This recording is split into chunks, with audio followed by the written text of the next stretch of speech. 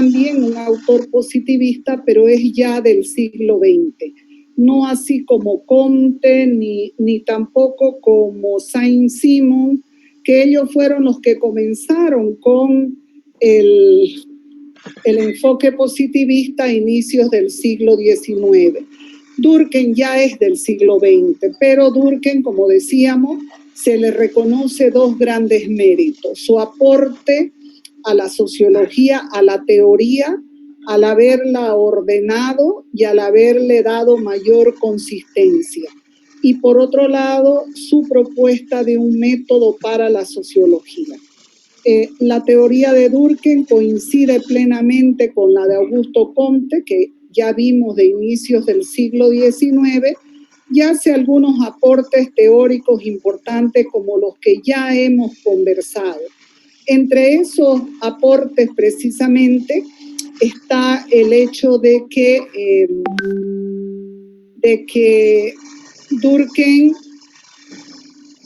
propone estudiar la sociedad desde el hecho social, y hemos hecho ya una definición y hemos hablado de las características y de algunos ejemplos del hecho social.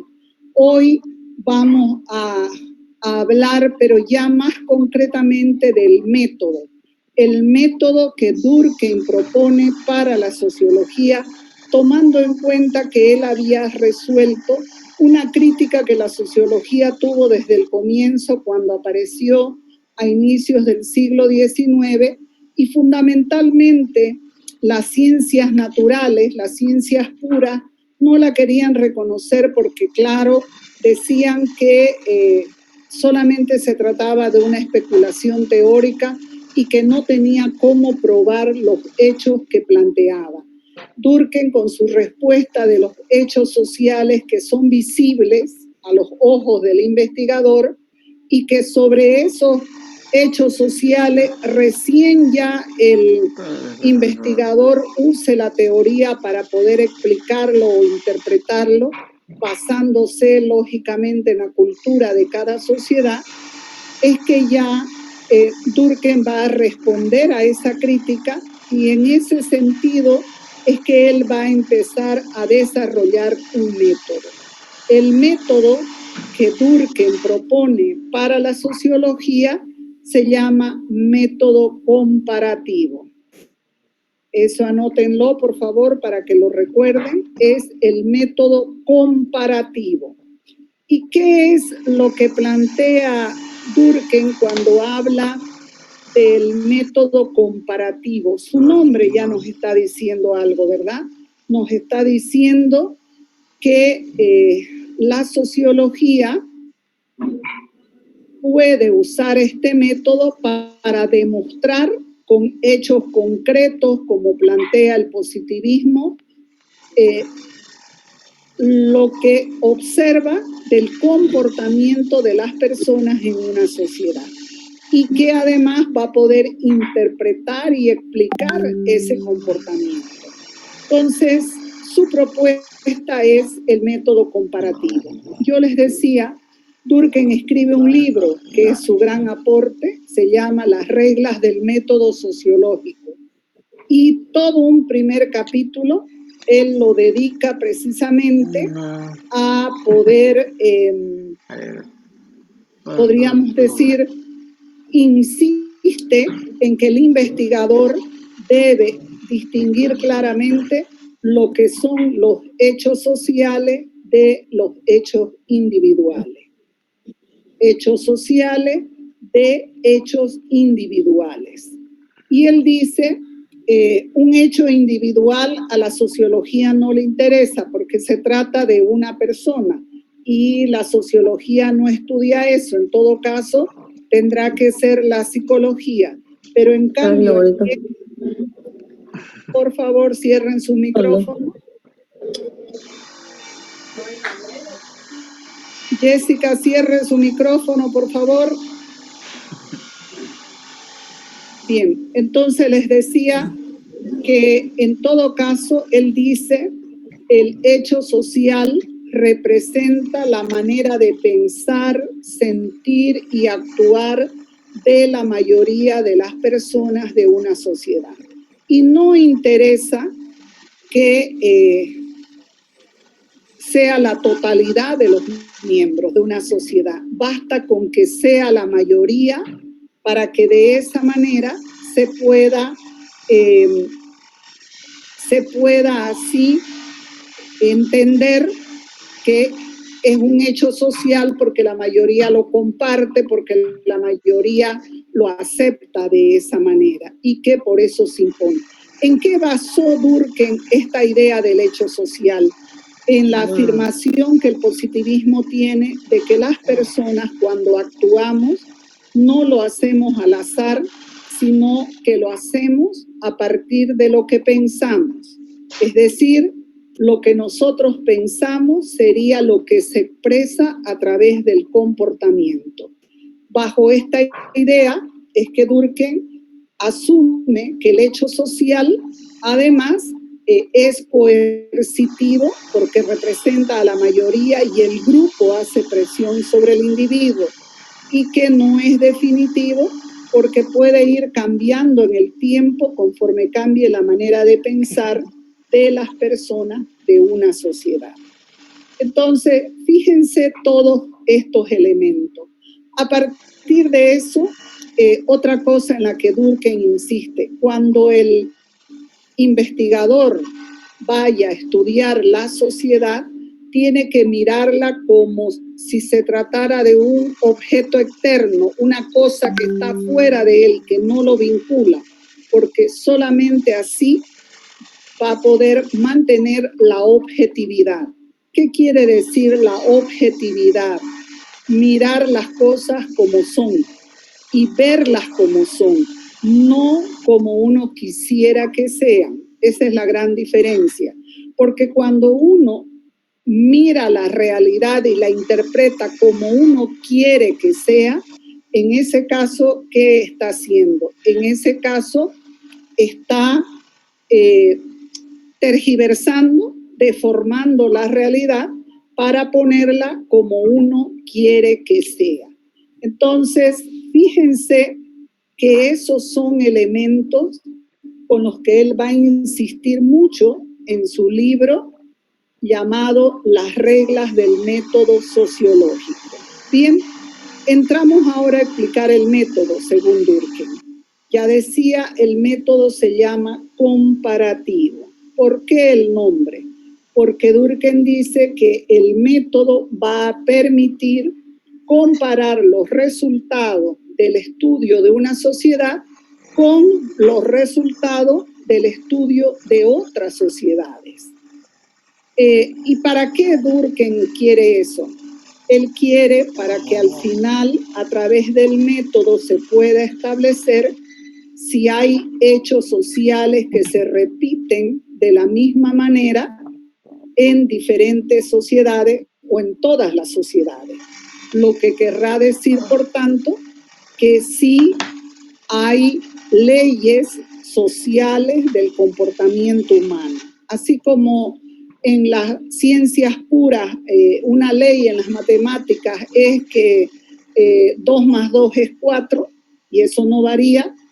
Durkheim cree que a través del método comparativo se podrán establecer si existen leyes sociales del comportamiento humano. Por eso lo llamó método comparativo. Veamos ahora, Durkheim dice, el investigador para poder estudiar la sociedad, primer paso,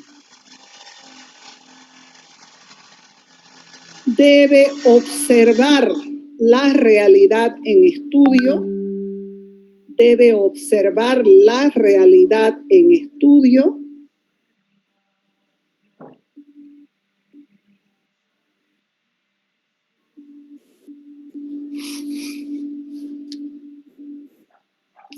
para identificar cuáles son los hechos sociales que existen en ella. Debe observar la realidad en estudio para identificar cuáles son los hechos sociales que existen en ella. Quiere decir que está hablando que el primer paso del método es la observación de la realidad y que de ahí el investigador va a determinar cuáles son los hechos sociales. Como ya hemos hablado, los hechos sociales son esos comportamientos mayoritarios, ¿verdad? Expresan la manera de pensar, sentir y actuar de la mayoría de las personas de una sociedad. Entonces, el primer paso, dice Durkheim, del método, observar la realidad en estudio para identificar en ella los hechos sociales que existen en esa realidad en estudio.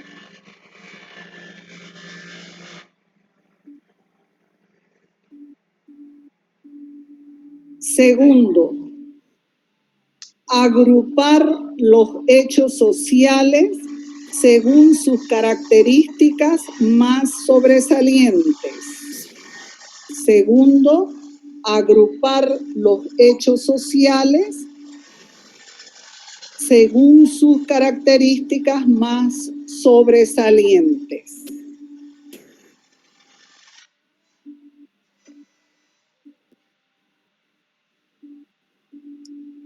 Por ejemplo,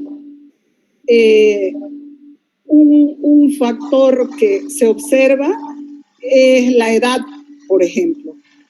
Si el comportamiento de las personas tiene alguna relación con la edad, puede ser un elemento. Otro elemento, si el comportamiento de las personas tiene que ver con el sexo.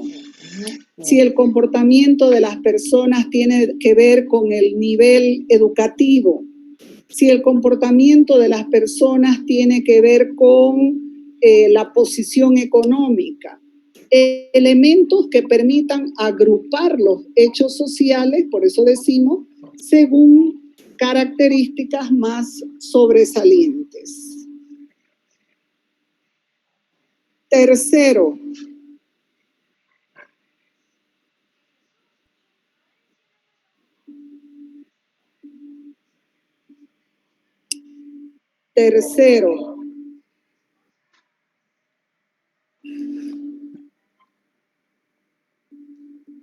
Listen. Sí. La realidad dijo que es un hecho social, entonces, la realidad de la población, o ¿cómo sería? No, hemos dicho desde la anterior clase que los hechos sociales son la manera de pensar, sentir y actuar de la mayoría de las personas de una sociedad. Entonces, cuando en este caso el investigador, imaginémonos el sociólogo que va a estudiar una realidad, lo que hace es primero observar esa realidad, esa sociedad o ese grupo en estudio y de ahí determinar cuáles son los hechos sociales que se encuentran en ella.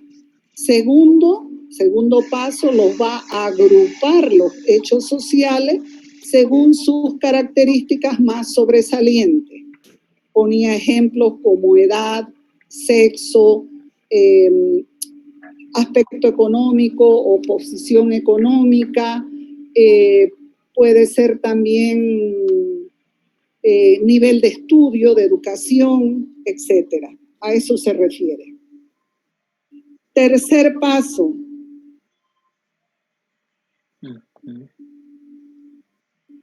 Usar la teoría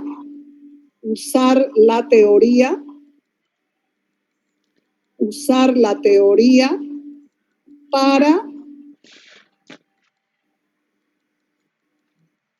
interpretar o explicar los hechos sociales. Usar la teoría, o podríamos decir aplicar la teoría para el estudio o interpretación de los hechos sociales. Cuando decimos usar la teoría, son todos aquellos conocimientos que ya han sido dados y que han sido mostrados y que uno los puede tomar para entender o para explicar lo que ve, lo que sucede. Ahora, Durkheim insiste mucho, y lo habíamos dicho en la clase anterior, que los hechos sociales deben ser siempre interpretados en el marco de la cultura de esa sociedad. Solo así se lo va a poder entender, dice Durkheim. Entonces, aplicar la teoría para poder explicar o interpretar los hechos sociales de esa sociedad. Y el cuarto paso. El cuarto paso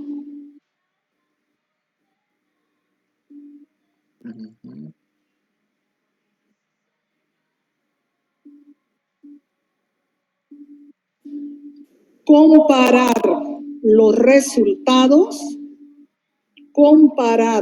los resultados obtenidos en el estudio de esa sociedad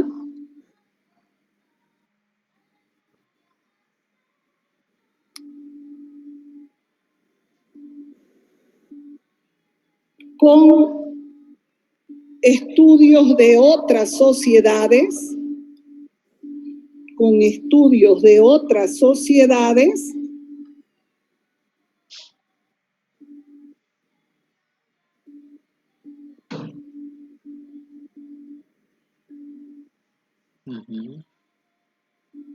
para ver si existen hechos sociales que se repiten en ellas de la misma manera. Para ver si existen hechos sociales que se repiten en ellas de la misma manera.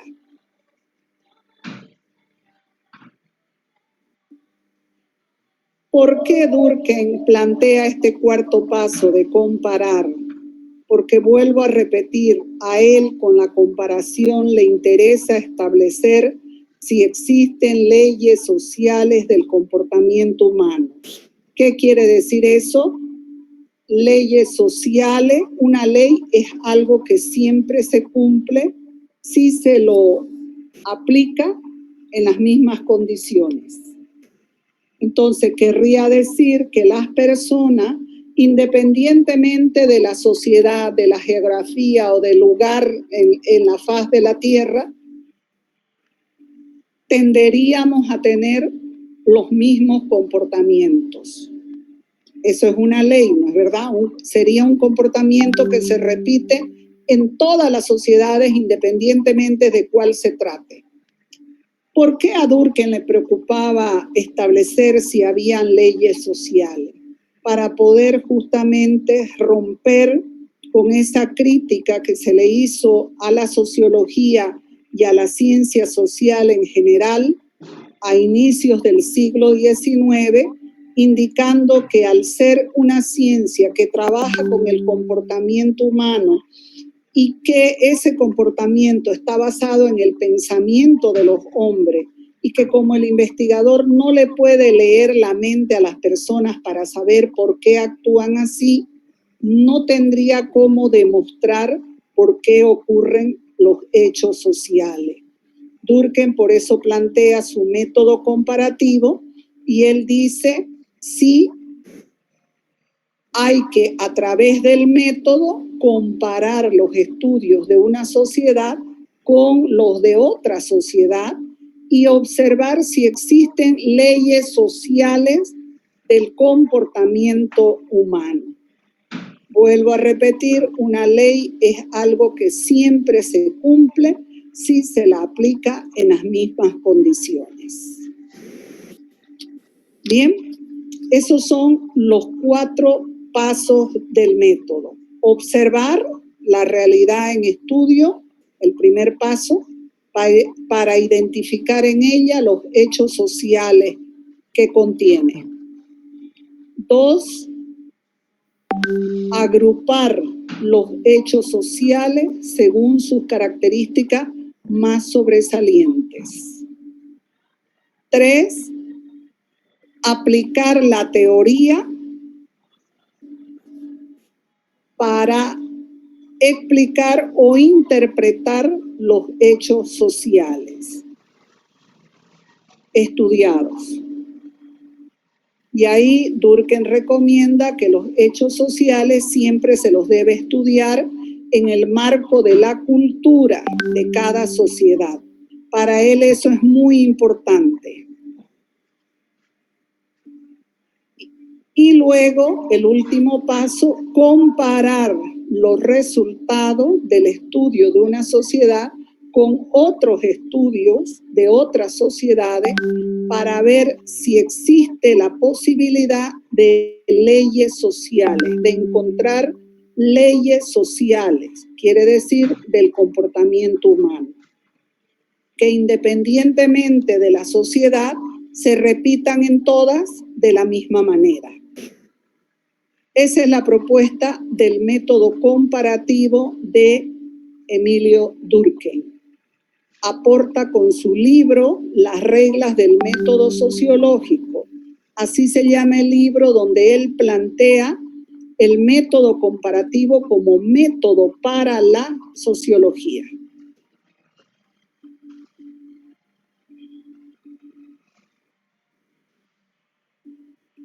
Bien, con eso nosotros concluimos la parte de Emilio Durkheim. La anterior clase he explicado ya toda la teoría del hecho social y he explicado además los modelos de sociedad que él propone cuando hablamos de la sociedad nómica y de la sociedad anómica. Y he explicado también el concepto de conciencia colectiva que Durkheim plantea, porque dice que en una sociedad donde hay un alto grado de conciencia colectiva, la sociedad es más unida, más cohesionada, con H, más unida. Entonces, él recomienda que se trabaje la conciencia colectiva, porque es lo que le va a permitir, dice, al individuo sentirse bien, conforme en la sociedad en la que vive. Entonces, fíjense que son elementos muy importantes. Ahora, para cerrar la teoría de Durkheim, un hecho que es importantísimo. Él habla de que en sociología se debería reconocer la posibilidad del cambio en la sociedad. Fíjense que es un enorme avance y diferencia con respecto al positivismo inicial. Augusto Comte no quería oír hablar de cambio porque decía el cambio genera desorden, genera crisis y la sociedad tiene que cambiar bruscamente y es como que retrocede en vez de avanzar, ¿no? Él había presentado la Revolución Francesa y quedó impresionado de ver la violencia con la que el pueblo salió a las calles a deshacer todo lo que era la sociedad feudal. Mató a los nobles, quemó la ciudad, mató a los religiosos, es decir, querían borrar todo rastro de la nobleza, del clero y de la sociedad feudal. Entonces ellos quedaron asustados y por eso cuando plantearon el positivismo, Augusto Comte y Saint-Simon al inicio del siglo XIX, ellos dijeron no hay que dar la posibilidad de que exista el desorden, el caos y que se produzca por necesidad un cambio violento en la sociedad, porque ahí el hombre pierde, retrocede en vez de avanzar. Sin embargo, Durkheim, después de Marx, porque Marx lo había criticado, ¿se acuerdan ustedes? El pensamiento positivista de Augusto Comte, Durkheim ahora dice, en sociología se puede aceptar la posibilidad del cambio, pero, dice él, de un cambio por la vía del consenso.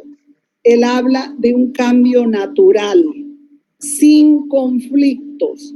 ¿Qué quiere decir consenso? Quiere decir un acuerdo de la mayoría.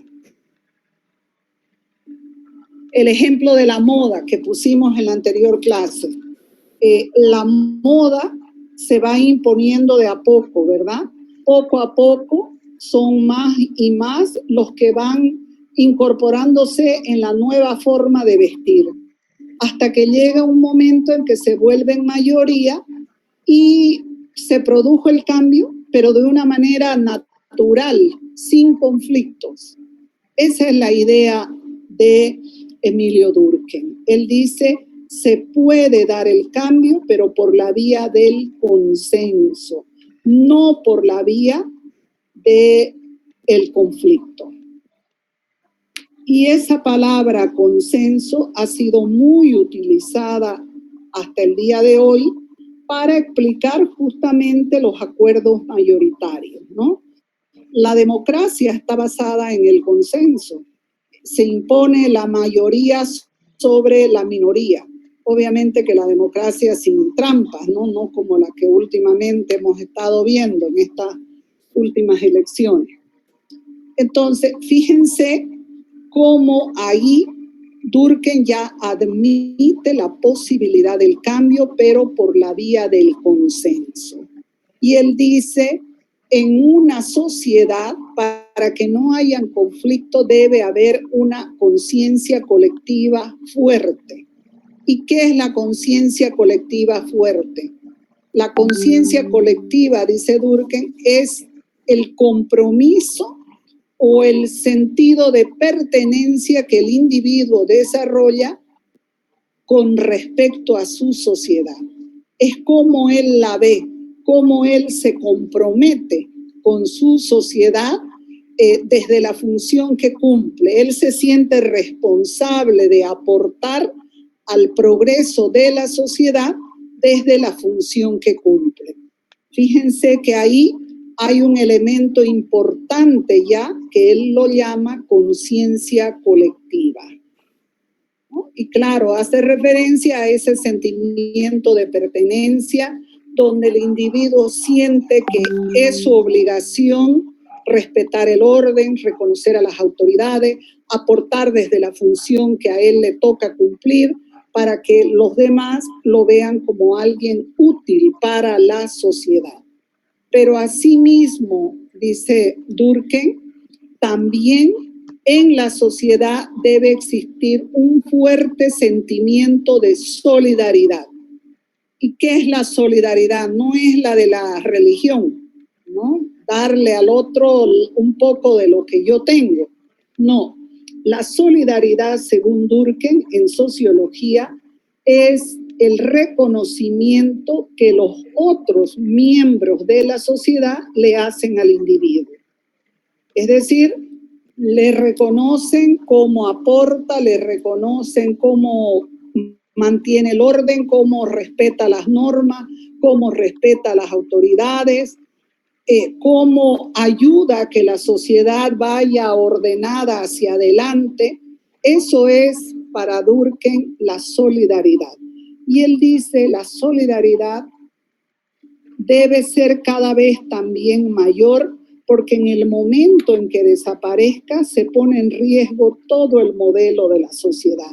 Porque si el individuo no se siente reconocido y valorado por los demás, va a ir perdiendo la motivación a esforzarse, a querer siempre cumplir con todo lo que él cree le toca para el beneficio de la sociedad. Y ahí sí que sería peligroso si esa desmotivación se vuelve mayoritaria.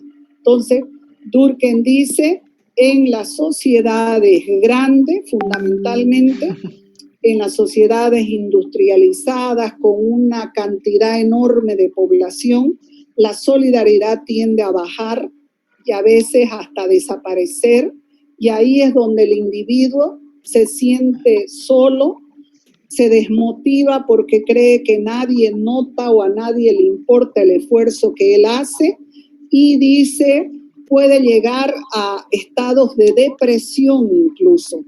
Por ejemplo, en las sociedades grandes donde uno en la calle mira solo personas desconocidas y uno cree que, bueno, nadie sabe lo que él está haciendo o sintiendo. Y para evitar esos estados así, el hombre, dice Durkheim, tiende a veces a entrar en estados de depresión. Y ahí es donde en las sociedades aumenta el consumo de alcohol y aumenta el consumo de droga, porque es una forma de evadir la realidad. Durkheim hace un estudio muy interesante de Estados Unidos y con un libro que es conocido como El suicidio, y hace referencia justamente a eso. Él dice que lo más importante es mantener un alto nivel de solidaridad social para que la sociedad se sienta unida y para que el individuo se sienta contenido, reconocido, aceptado por los demás. Y así siga o quiera seguir viviendo en esa sociedad. Hasta ahí hemos concluido con la teoría de Durkheim. ¿Hay alguna consulta?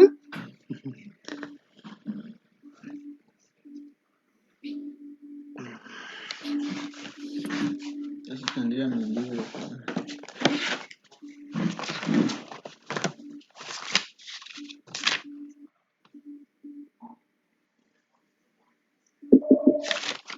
¿Hay alguna consulta? ¿Algo que no esté claro?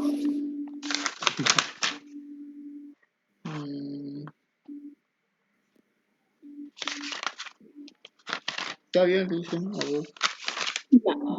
Entonces entramos a terminar este tema. El tema se llama Hecho social de Emilio Durkheim y Acción social de Max Weber. Max Weber es otro autor positivista del siglo XX. Max Weber.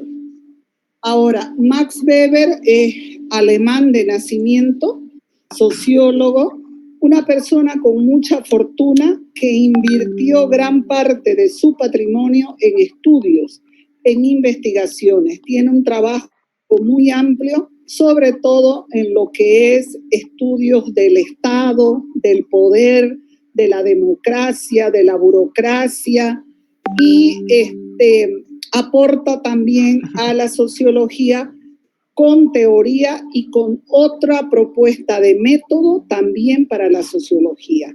Él es muy aceptado y reconocido en Estados Unidos de Norteamérica. Bien, les decía que Max Weber toma como punto de partida la teoría del hecho social de Durkheim. Él dice que está de acuerdo con la propuesta de Durkheim de estudiar la sociedad desde los hechos sociales. Él cree que es una forma muy importante de cómo se puede plantear el estudio.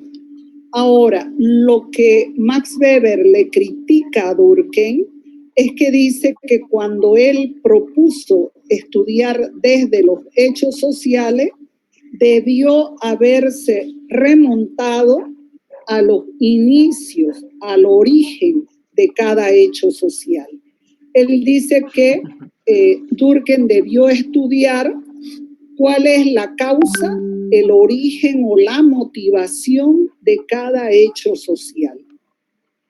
Para poder aportar esto, él hace una comparación. Y él dice, el hecho social, si lo miramos, dice, por un lado, el hecho social nace de la conciencia individual o nace en la conciencia individual. ¿Qué quiere decir?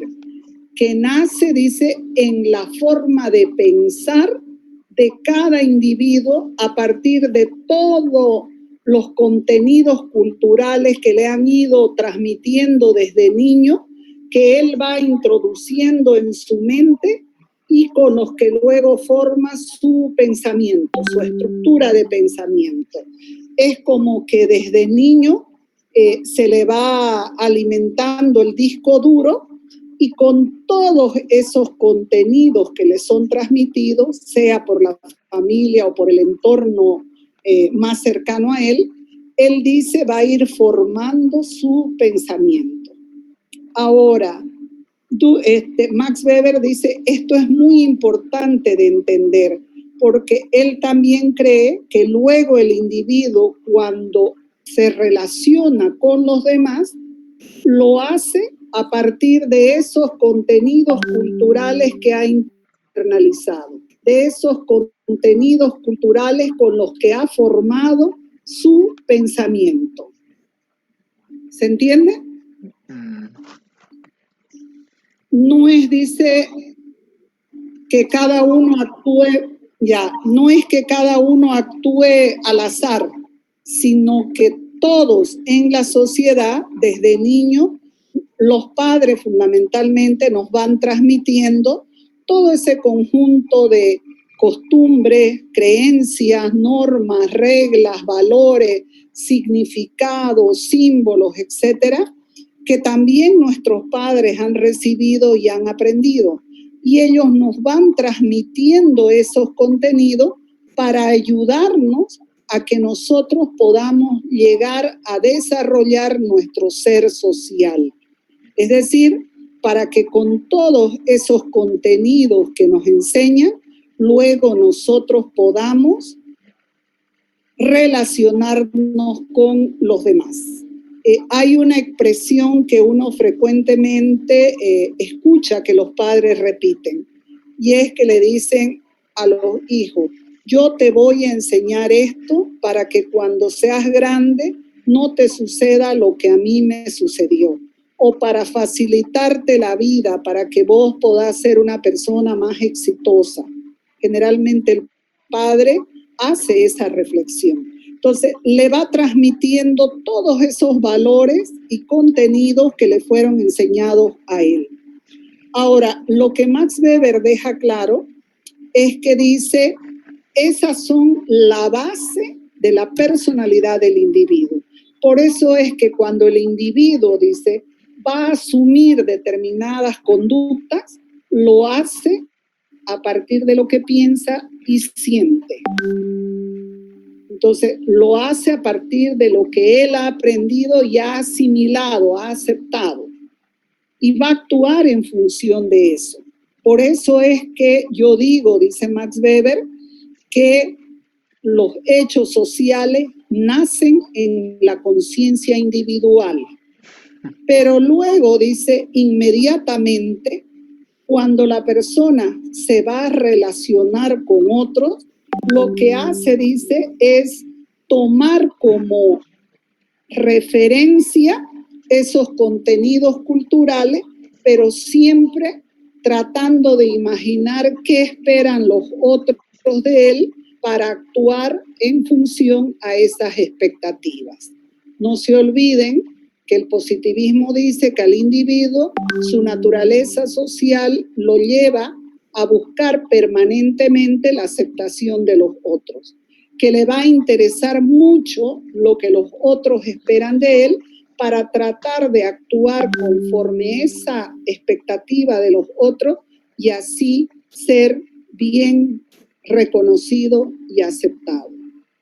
Entonces, dice Weber que ese hecho social, cuando pasa ya, dice, a ser compartido con los demás, es decir, cuando los demás de la sociedad también lo aceptan, ya deja de ser un hecho individual y se vuelve un hecho social, porque es compartido, aceptado por la mayoría en una sociedad. Ahora, Max Weber dice que en realidad el hecho social, él lo va a denominar acción social.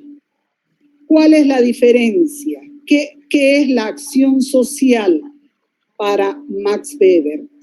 Fíjense, él dice, es el significado compartido de una acción, compartido por la mayoría de las personas de una sociedad.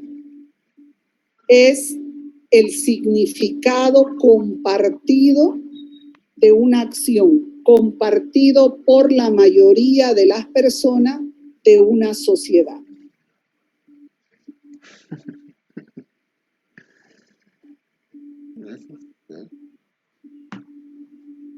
Fíjense cómo es que una acción en su significado puede ser compartida por los demás.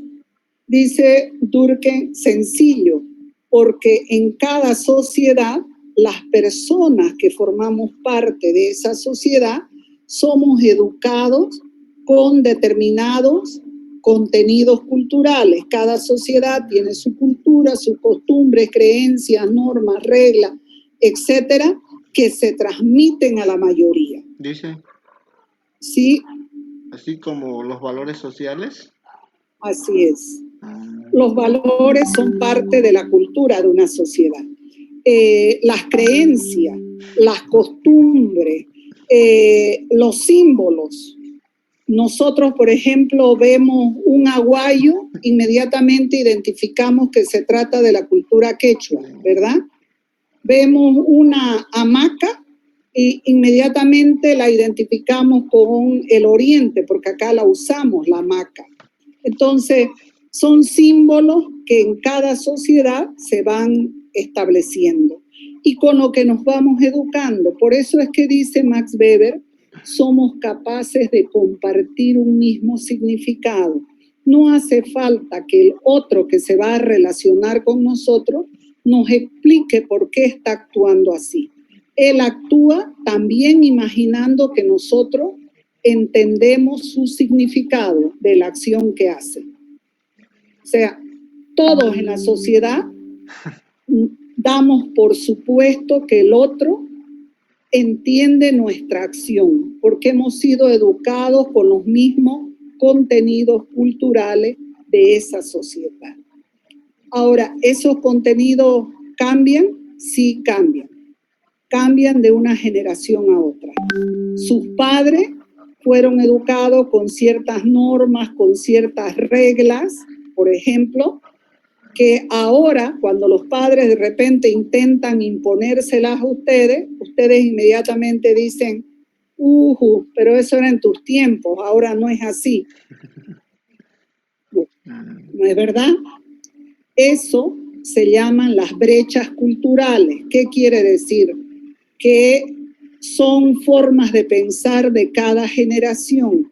Y obviamente es difícil que el padre quiera aceptar otra forma de pensar porque él está convencido de que como él piensa y actúa es lo correcto. Entonces, por eso es que Max Weber dice que una acción puede ser compartida en su significado por la mayoría de las personas. No exige que sea la totalidad, porque dice la minoría que no esté de acuerdo se va a terminar acomodando entre medio de la mayoría y lo que se va a notar es la mayoría, porque es lo que se va a imponer. Ahora, en una sociedad pueden existir varias culturas, pero las culturas menores pasan desapercibidas. Se impone la cultura dominante, la más grande. Y creo que eso nosotros lo vemos claramente con, por ejemplo, las poblaciones de ciertas comunidades que se pueden reconocer entre ellos, ¿no es verdad? Entonces, por eso es que Max Weber dice que cuando ese significado es compartido por la mayoría, entonces estamos hablando de un hecho social como tal, porque compromete a la mayoría. Deja de ser individual, pasa a ser hecho social cuando es compartido por la mayoría y se vuelve objeto de estudio de la sociología.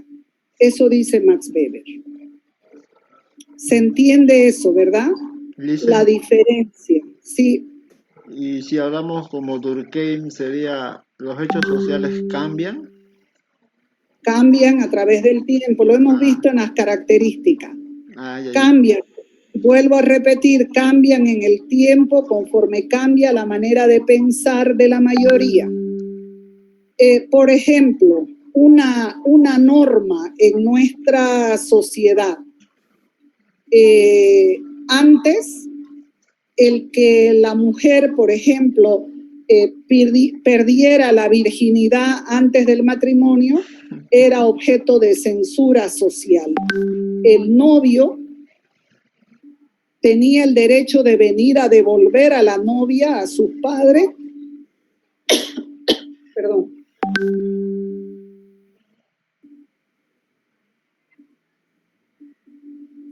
Si descubría que su mujer no había llegado virgen al matrimonio.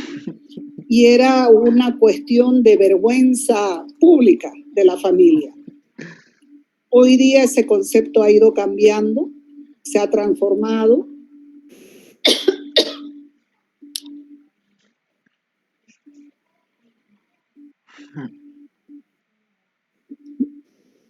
Y hoy incluso algunos deciden hasta no casarse y consideran que antes de casarse deben haber relaciones prematrimoniales, convivir un tiempo. Entonces, fíjense cómo la forma de pensar va cambiando. Antes, en Bolivia, las mujeres debíamos ser educadas en las labores del hogar, en aprender a leer y escribir y en aprender a administrar una casa y a ser buenas mamás o buenas esposas.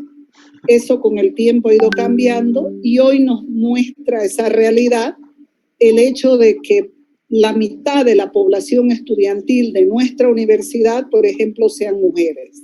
Nos están mostrando que el pensamiento de los padres ha ido cambiando y que ahora ya no solo consideran que debe ser el varón el que debe estudiar, sino también la mujer. Porque se dan cuenta que la mujer también necesita tener una preparación, una calificación técnica para poder trabajar y criar a sus hijos si, por ejemplo, se divorcia.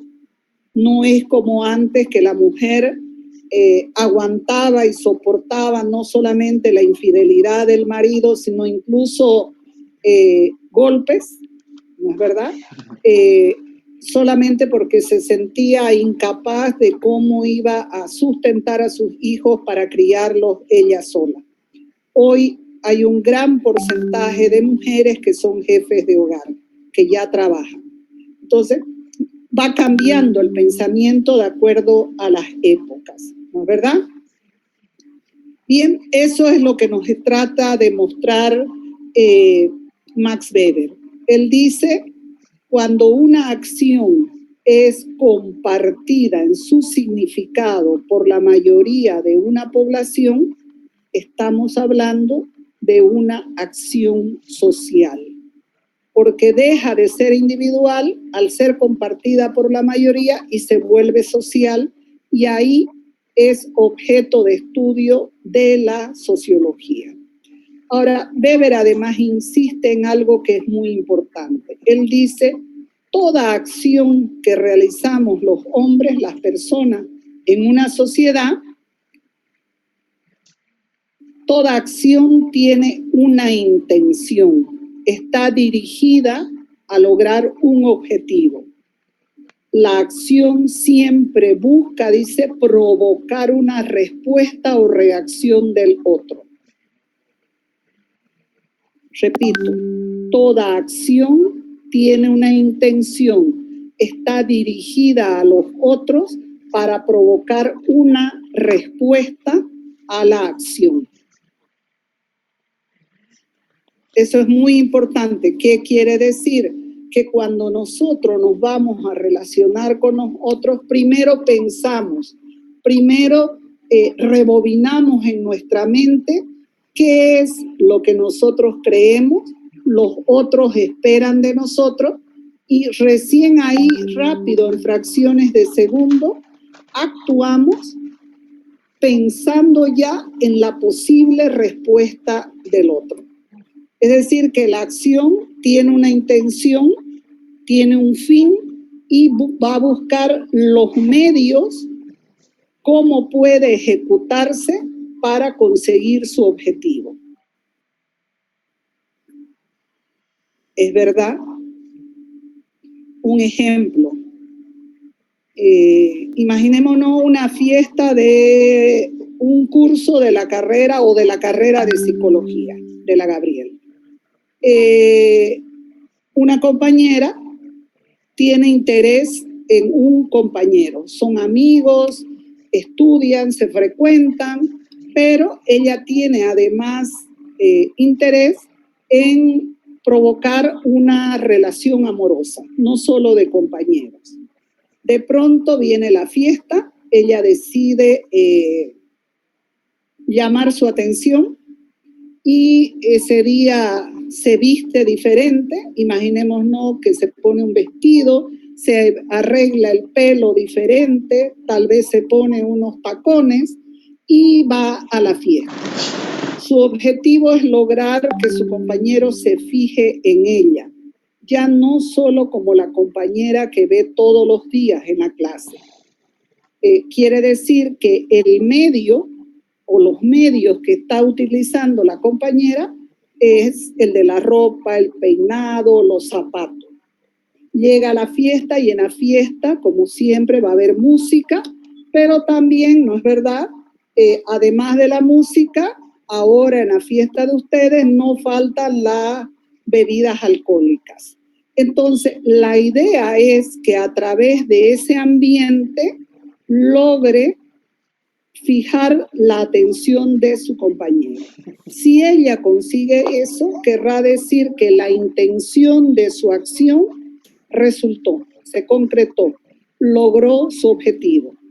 Si el compañero le dice que está muy simpática, etcétera, baila con ella, todo, pero la sigue mirando como una compañera de estudio solamente, querrá decir que la intención de la compañera y todos los medios que usó para llamar la atención no funcionaron. Entonces, la reacción no siempre puede ser la esperada, pero ella, en este caso del ejemplo, va a tratar de usar todos los medios para concretar su acción. Y así pongámonos a mirar en la vida diaria, en diferentes circunstancias, cuando nosotros actuamos tratando de alcanzar ciertos objetivos. Weber dice, sí, lo hacemos por la necesidad que tenemos de aceptación y de reconocimiento de los demás. Y aún lo que es más grave, dice él, casi siempre imponemos lo que imaginamos los otros esperan que hagamos a lo que incluso nosotros sabemos que deberíamos hacer. Muchas veces actuamos por presión del grupo y no por lo que nosotros en verdad queremos hacer. Esa es la idea de Max Weber. Ahora, él propone también un método para la sociología. Un método que lo llama método comparativo, igual que Durkheim. Pero ahí Max Weber dice, ese método debe ser un método que siempre se apoye en la estadística. Esa es la parte cuantitativa del método que le da Max Weber. El método comparativo apoyado siempre en la estadística. ¿Por qué? Para medir los hechos. Así es. Para poder, dice él, a través de la estadística, transformar los hechos de la realidad en hechos de investigación. Repito, para poder transformar los hechos de la realidad en hechos de investigación. ¿Y cómo se puede transformar? A través de la estadística, volviendo esos hechos medibles, cuantificables. Esa es la propuesta de Max Weber. Volviendo los hechos de la realidad medibles, cuantificables. Y claro, a ustedes no les gusta estadística, pero en estadística le enseñan algunas medidas, ¿no es verdad? La moda, la media. Entonces, esas son medidas de la estadística que se usan en investigación. Y esta propuesta de Max Weber se va a imponer fundamentalmente, como les decía, en Estados Unidos primero y luego en Europa. Y ahora no existe investigación que no tome en cuenta la estadística, porque cuando el investigador presenta resultados respaldados por datos estadísticos, le da más fuerza, le da más respaldo a la teoría. Y por eso es que se exigen investigación cuantitativa, no solo cuantitativa, sí. Pero hay algunas investigaciones de antropología que no llevan, digamos, estadísticas. No importa, no importa. Hay varios tipos de investigaciones. Hay incluso investigaciones que solamente son diagnósticas. Ahí no hay necesidad de medir nada. Pero en este caso, la propuesta de Max Weber para la sociología es que sí sea apoyada en la estadística para poder medir y cuantificar los datos. Ahora, Max Weber dice que para estudiar la sociedad a través del método comparativo apoyado en la estadística, hay que construir modelos metodológicos. Max Weber dice que hay que construir modelos metodológicos. Estos modelos metodológicos, ¿qué son? Él dice, son como el esquema rector de toda la investigación. Es cómo el investigador se imagina la realidad que está estudiando, hace un esquema y cómo a través de ese esquema él guía toda la investigación. ¿Le dicen un algoritmo? No. Va a ir haciendo toda una descripción primero y luego de esa descripción va a definir con qué herramientas metodológicas puede ir haciendo los estudios y con qué herramientas estadísticas. Entonces, todo eso va a quedar elaborado y esa es la manera como Max Weber cree que la ciencia social debe estudiar la realidad. Ahora, esos modelos metodológicos, Max Weber le pone un nombre. Él los llama los tipos ideales. ¿Qué quiere decir? Que los tipos ideales son los modelos metodológicos que el investigador construye de la realidad que estudia.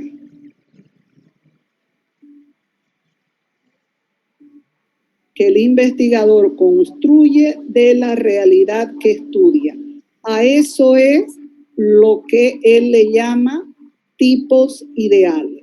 Repito de Max Weber, propone para la sociología el método comparativo, pero esta vez dice él el método comparativo sí o sí apoyado en la estadística, porque la estadística sirve para transformar los datos de la realidad en datos de investigación.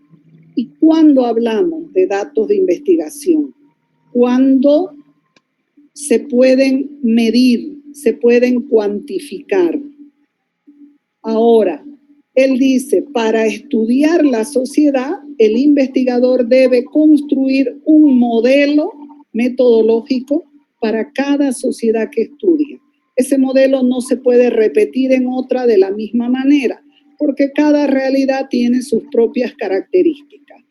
Estos modelos metodológicos, Max Weber los llama tipos ideales.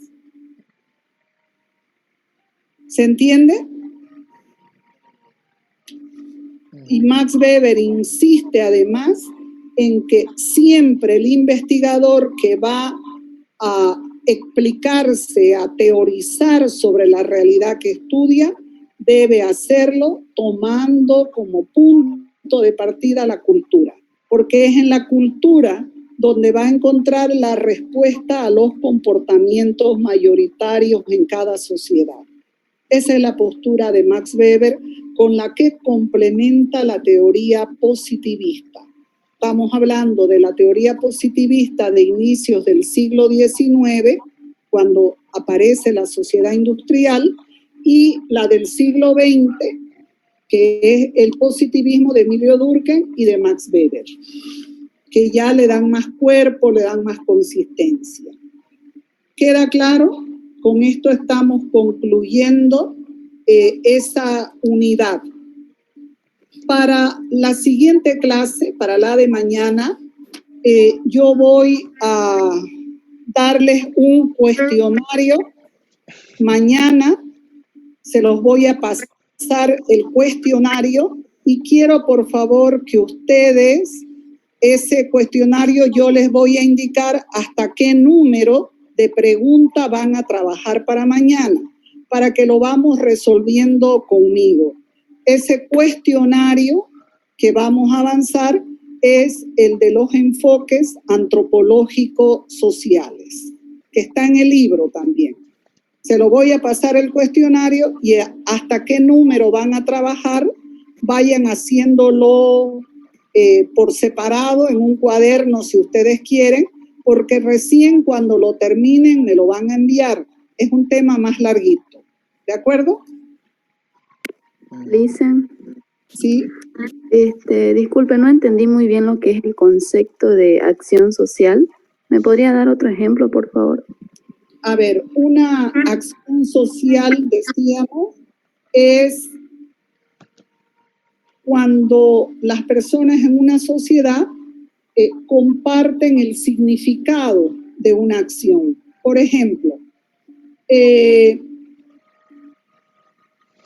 ahora nosotros hemos visto ya el año pasado con el paro de los 21 días, una acción que se generó en Santa Cruz y que luego fue incluso pasando las fronteras del departamento hacia otros departamentos.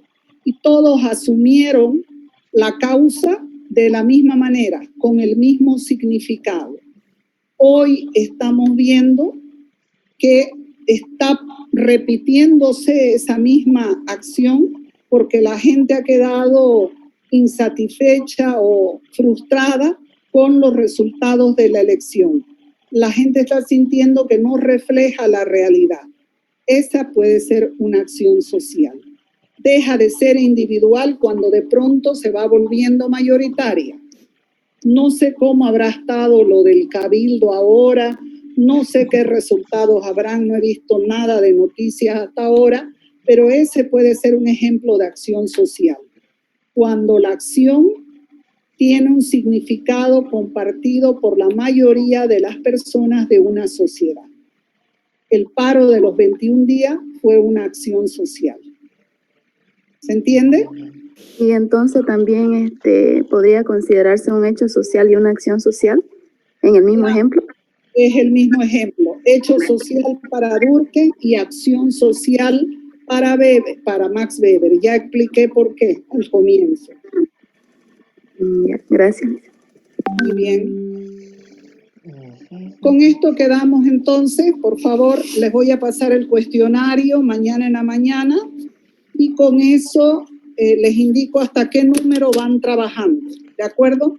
No me lo van a mandar todavía. Me lo van a mandar cuando lo terminemos de corregir. Hasta luego, jóvenes.